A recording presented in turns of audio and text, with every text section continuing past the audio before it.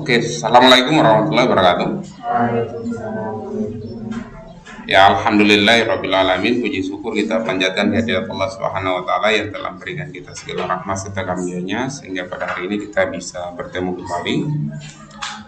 Pada hari ini saya mencoba untuk menggali atau memaparkan mengenai ideologi. Bicara ideologi ini memang sesuatu hal yang sangat fundamental sekali dalam sebuah negara. Kenapa dikatakan fundamental? Karena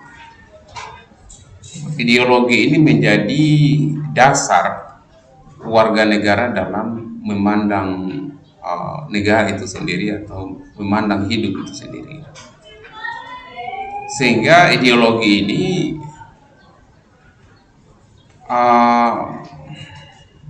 menjadi cara hidup masyarakat dalam bernegara. Di samping dari apa yang diajarkan dalam agama, ya. Kalau orang Islam ya pasti mengikuti ajaran Islam. Tetapi ideologi itu mempengaruhi tatanan kehidupan bernegara. Jadi mempengaruhi tatanan kehidupan bernegara sampai terbentuknya peraturan perundang-undangan. Pancasila itu oleh para pakar disebut sebagai ideologi campuran, gitu. Meskipun ada ideologi besar lainnya, misalnya seperti ideologi komunisme dan kapitalisme. Sedangkan Pancasila itu adalah ideologi campuran. Ya, kenapa dikatakan ideologi campuran? Karena Pancasila itu memang mengambil kebaikan dari beberapa ideologi yang ada. Orang komunisme mengklaim bahwa Pancasila itu ada sistem komunis juga. Ya. Orang kapitalis juga mengklaim bahwa ada sistem kapitalis. Orang beragama juga mengklaim bahwa ada sistem beragama di dalam. Oleh para perumus negara kita, membuat Pancasila dasar negara kita ini memang mengambil, ya, dari beberapa nilai yang dianggap baik dan sesuai dengan kehidupan masyarakat di Indonesia. Saya ambil contoh, sila pertama ketuhanan yang Maha Esa. Di negara komunis tidak mengenal namanya ketuhanan yang Maha Esa. Di negara komunis seperti dulu Uni Soviet, ya, atau di Korea Utara misalnya, atau di China misalnya, ya, RRC. Masyarakatnya itu beragama, ada Konghucu, ada Buddha, ada Islam, gitu. Kenapa ada paham komunisme yang mengatakan bahwa tidak mengenal agama, sementara orang-orang dalam negara yang menganut sistem komunisme itu mereka adalah orang yang beragama, gitu. Penjelasannya bahwa di dalam sebuah tataran negara, tataran perundang-undangan itu tidak mengenal aturan agama, gitu. Jadi tidak mengambil aturan agama apapun, yang diambil adalah pada kemaslahatan masyarakat secara umum. Masyarakatnya boleh beragama, agama apapun, negara manapun pasti warga negaranya beragama. Tetapi di dalam konstitusi beragama, di dalam konstitusi bernegara tidak ada satu pasal atau ayat yang mengambil dalam salah satu kitab suci. Sehingga komunisme itu tidak mengenal agama, tidak mengenal Tuhan dalam bernegara ini, ya. Karena mengklaim bahwa agama itu adalah hak pribadi masing-masing. Beda dengan kapitalisme, gitu. Kapitalisme masih mengambil nilai-nilai dalam beragama, gitu. Masih mengambil seperti di Amerika, gitu. Ya, di Inggris misalnya, gitu. Itu masih mengambil nilai-nilai yang ada dalam kitab suci, ya, masih mengadopsi itu. Sehingga Pancasila ini memang tidak disebut sebagai aliran komunis, tidak disebut sebagai aliran kapitalis, dan tidak disebut sebagai aliran agama, entah itu mazhab atau manhaj dan sebagainya, tidak. Dia hanya disebut bahwa negara kita adalah negara Pancasila, di dalamnya itu adalah warga negaranya mempunyai agama yang mayoritas adalah Islam. Dan Pancasila pada sila pertama itu adalah ketuhanan yang Maha Esa. Itu sudah secara jelas dalam konstitusi negara kita mengakui adanya agama, mengakui adanya Tuhan. Gitu. Meskipun dalam perumusan, nanti baca itu sejarah perumusan Pancasila itu, ya, Pancasila itu selain dari Piagam Jakarta, ketuhanan yang Maha Esa itu tidak ditempatkan pada urutan yang pertama. Gitu.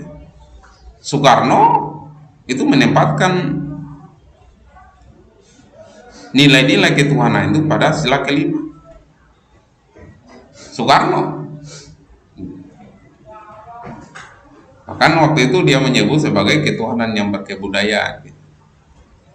Yang sempat viral disebut oleh Megawati, ya, tahun lalu kalau tidak salah itu, ya, itu diambil dari pernyataan dari bapaknya sendiri, yang sekarang memang tidak lagi bisa,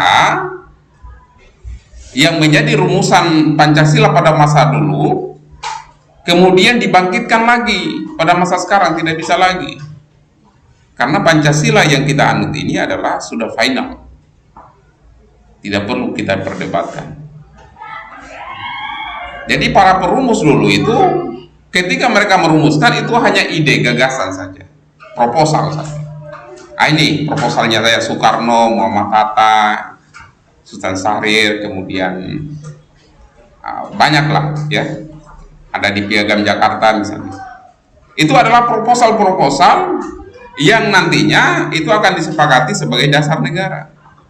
Pada saat disepakati sebagai dasar negara, maka proposal yang lain itu tidak lagi berlaku dan tidak boleh lagi kita mendiskusikan itu. Kenapa tidak boleh lagi? Karena kalau kita mendiskusikan itu, kita seakan-akan, kalau ibaratnya, kalau kita berlogika itu, ibaratnya itu kita mengendarai mobil tapi mundur terus. Paham ya? Kita boleh membaca sejarah kemerdekaan Indonesia. Kita boleh membaca sejarah bagaimana kita mendapatkan kemerdekaan dari negara-negara penjajah. Kita boleh membaca tentang bagaimana pemerintah Republik Indonesia memberantas PKI pada waktu itu. Hanya sekedar referensi gitu. Tetapi tidak boleh lagi kita membangkitkan lagi masa-masa kelam yang dulu, ya, yang menimbulkan perdebatan, bahkan menimbulkan kegaduhan, kemudian dibangkitkan lagi sekarang. Itu akan menjadi satu tabrakan nilai, atau boleh dikata adalah satu kemunduran. Ya, negara-negara maju mereka sudah memikirkan tentang pembangunannya, ya, memikirkan bagaimana mensejahterakan masyarakatnya, memikirkan bagaimana membuat pesawat terbang sampai ke bulan, sampai ke planet-planet. Kita masih memperdebatkan tentang ideologi apa yang cocok di negara kita. Ini adalah sebuah kemunduran bagi saya. Maka Pancasila itu dikatakan final karena untuk mengajak rakyat Indonesia, seluruh komponen yang ada di Indonesia itu untuk memikirkan tentang masa depan. Nah, perlu lagi kita perdebatkan tentang nilai-nilai ideologi dalam Pancasila, karena itu sudah dianggap sebagai nilai yang final. Ya, bahwa dalam segi akademik mungkin boleh jadi adalah sebuah diskusi, ya, akademik. Tetapi untuk mengganti ideologi Pancasila itu akan menjadi satu pemikiran yang bisa jadi menentang pemerintah dan menentang kesepakatan yang telah dibuat oleh para founding father, para pendiri negara kita ya. Ya. Hari ini saya hanya mencoba memperkenalkan ideologi supaya kita mengenal, oh ini ternyata ideologi komunisme, ini ternyata ideologi Pancasila, ini ternyata ideologi kapitalis gitu. Ya. Oke, kita mencoba untuk menggali satu persatu ya. Istilah ideologi berasal dari kata idea. Idea itu adalah gagasan, konsep, pengertian dasar, cita-cita, dan logos adalah ilmu. Ya. Jadi ada dua kata yang membentuk, ya. Ada idea, ada logos. Itu dari bahasa Yunani kuno, gitu ya. Idea itu adalah gagasan, logos itu adalah ilmu atau ilmu pengetahuan itu sendiri. Tidak.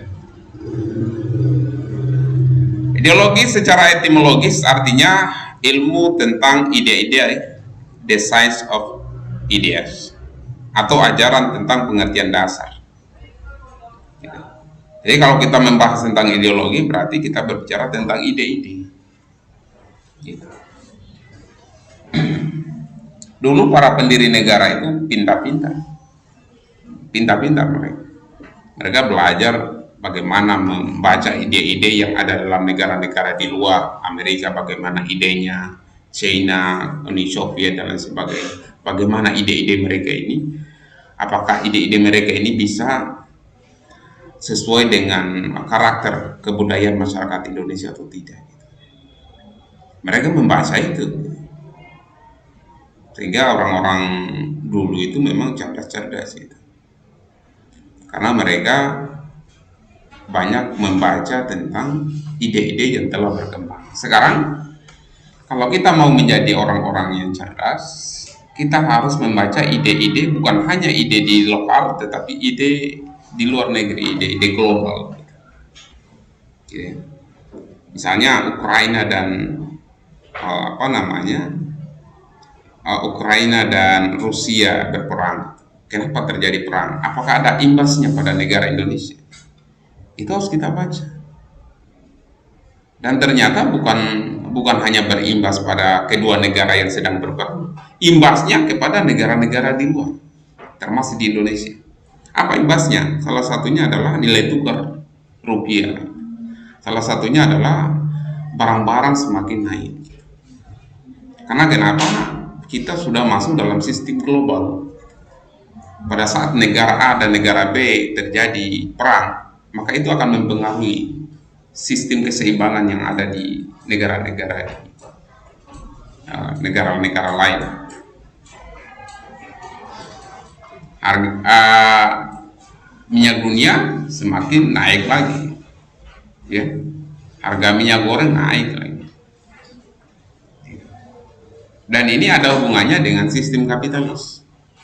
Karena kapitalis itu memang mengharapkan adanya satu imperium atau satu kekuasaan di mana ada satu negara yang menguasai beberapa negara di dunia. Sekarang terbukti gitu. Di negara mana yang tidak menganut kapitalis, bahkan di Cina pun yang konon disebut sebagai negara komunis, itu mereka menganut kapitalis. Gitu. Indonesia itu menganut, dan dulu memang menganut. Pancasila itu kan memang terlahir dari kapitalis juga. Jadi Indonesia ini bisa rentan dengan ideologi yang ada di luar. Kalau kita tidak mengetahui lebih jelas atau memahami tentang Pancasila, maka kita akan terjerumus pada salah satu ideologi itu sendiri. Sekarang di Jakarta Fashion Week ya, Citayam Fashion Week. Itu ide-ide global itu. Ide-ide global di mana mereka cinta dengan fashion adat ada apa namanya, ada K-pop ya. Korea itu mereka sangat mengandalkan fashionnya kan, fashionable sekali. Di negara-negara barat juga seperti itu. Ya orang-orang miskin maunya ingin ada fashionable gitu. Mereka punya fashion dengan gayanya sendiri dan tingkatannya mereka sendiri gitu ya. Mereka mau ingin menjadi ya sosok orang yang apa ya, orang yang menjadi pusat perhatian dengan memakai pakaian-pakaian yang ada pada diri mereka gitu. Apa yang ditonjolkan di situ adalah apa yang ada pada diri mereka gitu. Maka orang miskin itu berusaha agar mendapatkan baju yang mahal supaya dikatakan fashionable, supaya dikatakan trending. Maka di situ sedikit demi sedikit nilai-nilai kapitalisme akan masuk dalam pikirannya sendiri. Semuanya akan dihargai dengan uang gitu. Apapun dilakukan yang penting dapat uang, kemudian beli baju, beli pakaian supaya kita bisa tampilkan di depan orang banyak. Maka nilai kapitalis sangat kental di situ. Nanti sebentar saya akan menjelaskan lebih detail. Dalam Kamus Besar Bahasa Indonesia, ideologi didefinisikan sebagai kumpulan konsep bersistem yang dijadikan asas berpendapat yang memberikan arah dan tujuan untuk kelangsungan hidup. Jadi sangat mendalam sekali. Sistem ini ada dua ya. Sistem ini ada yang mendefinisikan sebagai cara, ada juga sistem yang mendefinisikan sebagai satu kesatuan yang tidak terpisahkan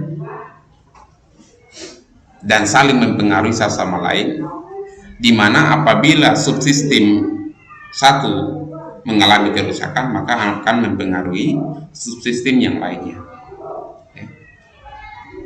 Seperti apa? Seperti sistem pendidikan di Indonesia. Saya ambil contoh saja. Kalau kita mau menerapkan tentang kampus Merdeka Belajar, kalian paham tidak kampus Merdeka Belajar? Paham tidak? Pernah dengar? Pernah dengar? Tapi sudah paham sejauh mana pemahaman kalian? Masih bingung-bingung kan? Jangankan kalian, ya, profesor-profesor pun yang memahami tentang kurikulum pendidikan nasional itu mereka masih bingung juga itu. Artinya dalam posisi memperdebatkan. Ya oke lah.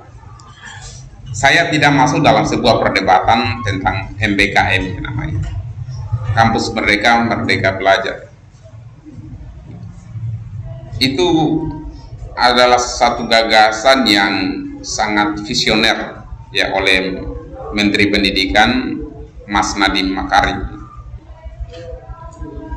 Dia katakan bahwa kenapa harus ada MBKM ini, Kampus Merdeka Belajar ini. Dia melihat dari pengalaman yang dia rasakan bahwa saya ini kuliah di jurusan A, kerjanya di bagian B,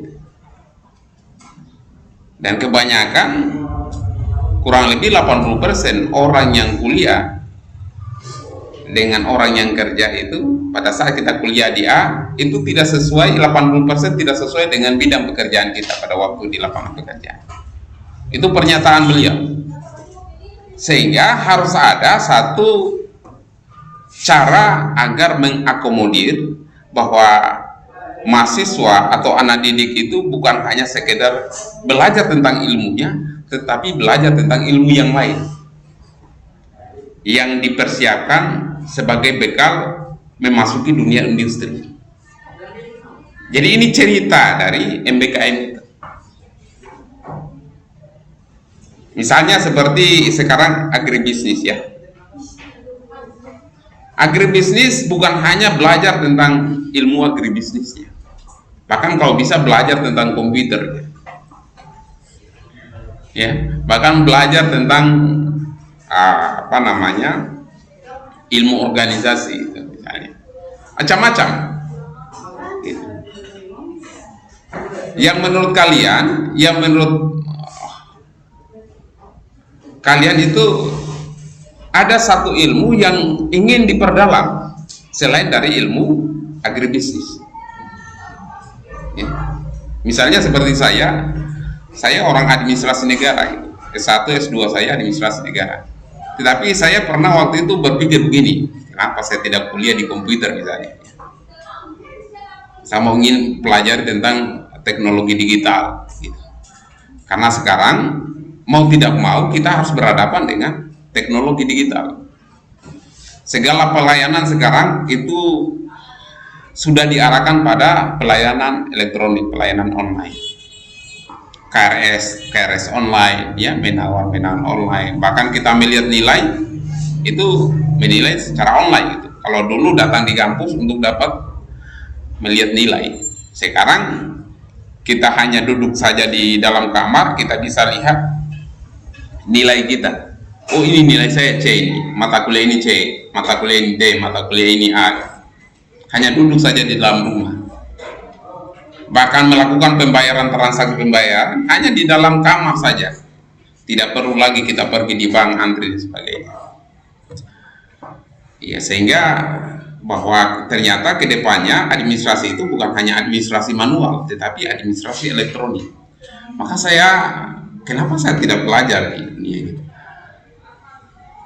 Itu kurang lebih gagasannya Nadiem mungkin, bahwa kalau kita belajar misalnya di agribisnis, mungkin ada cita-cita lain yang ingin kita salurkan, ya. Misalnya di agribisnis kuliahnya, tetapi maunya ingin belajar ilmu tentang hukum misalnya, ya gitu, atau ilmu tentang kebijakan publik,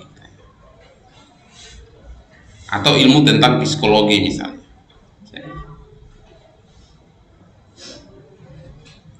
Bisa jadi, atau ilmu tentang industri, ya, ekonomi dan sebagainya. Hal-hal itu yang dipikirkan oleh Nadiem sehingga memunculkan namanya Merdeka Belajar. Ada kurang lebih sekitar 20 SKS yang dipilih bebas oleh mahasiswa gitu. Bebas. Itulah yang disebut merdeka itu. Merdeka itu kalau dipaksa, oh kau harus ambil mata kuliah ini gitu, itu belum merdeka gitu. Merdeka itu dalam konsepnya Nadiem Makarim adalah adanya kebebasan bagi mahasiswa untuk memilih satu bidang yang di luar dari bidang yang dia geluti, itu bisa ambil di kampus lain atau mungkin di prodi lain yang dia minati gitu. Karena dia pikir bahwa ini kayaknya cocok untuk di lapangan pekerjaan selain apa yang saya geluti gitu. Sehingga memunculkan merdeka itu, kata merdeka itu bebas memilih gitu.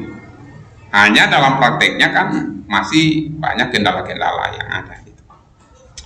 Saya kembali ke kata sistem tadi. Kalau pendidikan, Anda datang di sini misalnya, kita ingin menciptakan mutu pendidikan yang sangat baik gitu, yang unggul, yang sangat berkualitas. Datang di sini Anda mau belajar gitu. Kalau tidak ada media belajar, bagaimana kita mau belajar? Satu item saja hilang akan mempengaruhi. Atau Anda datang di sini kemudian tidak ada dosen, satu item saja hilang, itu mempengaruhi. Atau saya datang di sini mengajar tidak ada mahasiswa, satu item saja tidak ada, mempengaruhi. Itulah yang disebut dengan sistem. Bila subsistem yang lain itu rusak atau hilang, maka akan mempengaruhi subsistem yang lain. Itulah yang disebut dengan sistem, ya. Dosen datang mengajar, kalau dia tidak punya slide, kalau dia tidak punya bahan mengajar, bagaimana kita mau menciptakan suasana belajar yang bagus? Kan begitu. Dosen kalau dia tidak mempunyai kualitas di bidangnya, kalau dia tidak paham ilmu yang dia ajarkan, bagaimana mau menciptakan kualitas pendidikan yang bagus? Satu item saja hilang, itu mempengaruhi. Baik itu mempengaruhi dalam dalam posisi besar atau mempengaruhi secara besar maupun kecilnya gitu ya, berdampak besar maupun berdampak kecil, terserah. Yang jelas itu mempengaruhi. Itulah yang disebut dengan sistem. Ideologi juga diartikan sebagai suatu cara berpikir seseorang atau suatu golongan. Ideologi dapat diartikan sebagai paham, teori, dan tujuan yang merupakan satu program sosial politik. Jadi ideologi ini menjadi satu programnya pemerintah. Pancasila dulu ada PMP, wajib. PPKN, pendidikan Pancasila dan kewarganegaraan. Ada juga pendidikan kewarganegaraan, ada juga pendidikan Pancasila. Itu wajib bahkan dari PAUD, TK sampai perguruan tinggi itu wajib harus mempelajari namanya pendidikan Pancasila dan kewarganegaraan. Dan itu adalah program dari pemerintah. Jadi ideologi ternyata bagian dari program politik yang ditanamkan kepada rakyat yang ada di negara tersebut. Sejarah konsep ideologi dapat ditelusuri jauh sebelum istilah tersebut digunakan. Tracy pada penghujung abad ke-18. Tracy menyebut ideologi sebagai science of ideas, yaitu suatu program yang diharapkan dapat membawa perubahan institusional bagi masyarakat Prancis. Namun Napoleon mengecam istilah ideologi yang dianggapnya suatu khayalan belaka yang tidak mempunyai arti praktis. Hal semacam itu hanya impian belaka yang tidak akan ditemukan dalam kenyataan. Para pakar memperdebatkan tentang ideologi ini. Ideologi itu adalah satu gagasan besar, sangat besar. Saking besarnya itu sampai orang bilang sesuatu khayalan yang tidak akan mungkin kita wujudkan. Misalnya ideologi tentang komunisme. Kenapa ada ideologi komunis? Untuk menciptakan kesejahteraan secara menyeluruh bagi rakyat di ujung barat maupun di ujung timur. Ada pemerataan pembangunan, ada keadilan, semuanya harus sejahtera gitu. Tapi bagaimana wujudkan itu? Di negara mana yang mewujudkan kesejahteraan dari ujung barat sampai ujung timur? Tidak ada. Di negara mana yang dimana ada pemerataan orang kaya semuanya? Tidak ada. Pasti satu negara ada orang miskin, ada orang kaya, ada golongan orang miskin, ada golongan orang kaya. Di negara manapun. Sehingga Napoleon mengatakan bahwa itu hanya angan-angan belaka saja. Itu hanya satu cita-cita yang sebenarnya tidak akan terwujud. Kalau dalam istilahnya namanya utopia. Utopia itu adalah satu cita-cita, harapan yang tidak akan terwujud. Misalnya begini ya, utopia itu semacam kita mengharapkan adanya surga di dunia gitu. Tidak akan bisa. Kalau Anda mau mengharapkan surga, Anda mati dulu gitu. Tinggalkan dunia ini. Betul tidak? Itu utopia. Oh, surga dunia itu seperti apa gitu? Itu hanya permainan akal-akalan lah. Supaya orang berfantasi dengan dunia ini. Kalau dalam agama mengatakan bahwa dunia ini adalah tempat ujian bagi manusia, bukan untuk tempat bersenang-senang. Kalau Anda mau ingin bersenang-senang, masuk di dalam surga. Untuk masuk dalam surga, Anda tinggalkan dulu dunia ini. Kesimpulannya bahwa dunia ini bukan tempat bersenang-senang. Kesimpulannya dunia ini adalah tempat untuk ujian bagi manusia. Jadi kalau kalian mau mengharapkan, oh di sini senang, di sana senang, kemana-mana, mulai itu, ya itu adalah sebuah harapan, ya. Tetapi dalam dunia kenyataan itu tidak semuanya akan senang. Tidak semuanya akan senang, ya. pasti akan mengalami namanya kesengsaraan, namanya ujian, ya. Itu kan lagu-lagu anak kecil supaya mereka gembira kan gitu. Sini senang, di sana senang, di mana-mana hati pun senang gitu. Itu adalah satu apa ya, ya semacam utopia lah gitu. Ya. Karena tidak akan mungkin hidup ini semuanya senang. Pasti ada sedih dan gembira, pasti. Tuhan sudah menciptakan itu. Ya. Pasti ada waktunya kita tersenyum, ada waktunya air mata mengalir. Pasti. Ya. Kalau Anda mengharapkan, senang terus, happy terus, Anda sedang berutopia, mengharapkan sesuatu yang tidak bisa. Maka yang dilakukan oleh para ahli agama adalah mensyukuri nikmat yang telah diberikan oleh Tuhan untuk mengurangi dampak negatif dari cobaan itu sendiri. Paham ya? Pada saat kita bersedih, ikhlaskan. Agar kita tidak meraung-raung, ya, agar kita tidak bersedih yang terlalu gitu. Kita boleh menangis karena menangis itu adalah manusia. Tapi meraung-raung, merobek baju, banting badan, ya, karena ditinggalkan oleh seseorang, ditinggalkan oleh pacar, ditinggalkan oleh suami, ditinggalkan oleh istri, ya, karena istrinya atau suaminya mungkin sudah mencari istri yang lain, gitu. Atau pacarnya mungkin sudah mencari pacar yang lain, meraung-raung sampai bunuh diri, ya, mungkin sudah ini mungkin penghujung hidup saya. Dia sedang berutopia, sehingga dia terjebak dengan utopia itu sendiri, terjebak dengan fantasi yang dia buat. Maka yang dilakukan adalah syukuri apa yang telah diberikan oleh Tuhan. Syukuri. Hari ini kita tidak makan, syukuri, tetapi sambil berusaha. Jangan berpasrah. Syukuri itu artinya kita menerima apa yang sudah diberikan Tuhan sambil kita berusaha. Syukur itu beda dengan pasrah. Pasrah itu Tuhan dia berikan, kemudian Tuhan matikan saya. Nggak bisa itu, ya. Syukur itu masih ada kata usaha, ada amalia, ada ikhtiar. Tetapi kita bersabar dengan yang telah diberikan oleh Tuhan.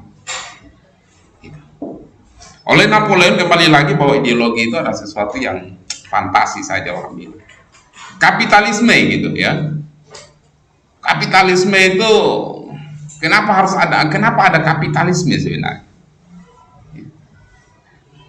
Mereka mengharapkan kapitalisme itu, mengharapkan bahwa rakyat itu kaya-kaya.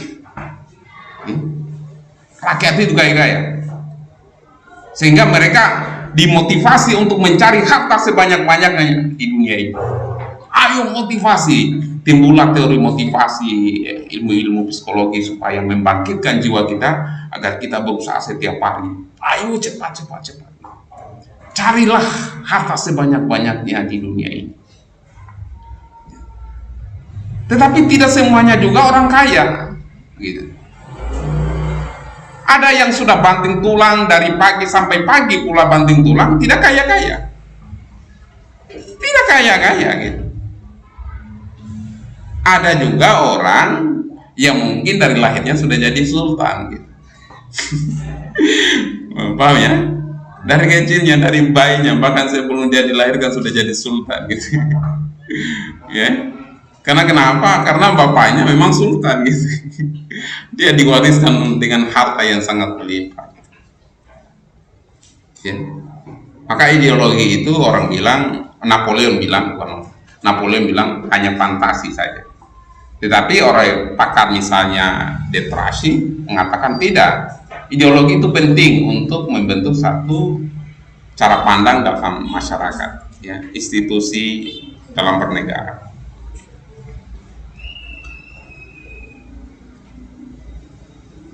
Sudah lewat ya,